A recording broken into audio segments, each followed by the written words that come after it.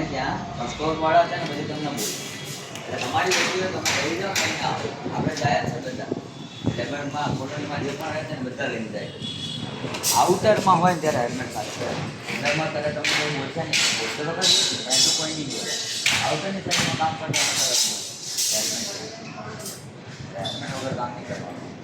અને દરેક સામાન અલગ અલગ વસ્તુનો હોય અને એટલે તમે અંદરનું કાઢો ટાયરો આવે છે આપણે આંટાવાળા કરે એ અલગ કાઢવાના છે ત્યારે પાછળ જવાનું છે તમારે સળિયાને કાઢો ને સાફ સફાઈ કરો સળિયા જે પણ ગાડા સળિયા છે 100 mm 25 mm લાંબી સાઈડમાં છે એના અલગ થપ્પો મારો 8-10 mm છે એના અલગ થપ્પો મારો 8-10 ના 12 mm 1 મીટરથી ઉપરના જે પણ સળિયા છે એનો અલગ થપ્પો જોઈએ ને નાના જે છે એક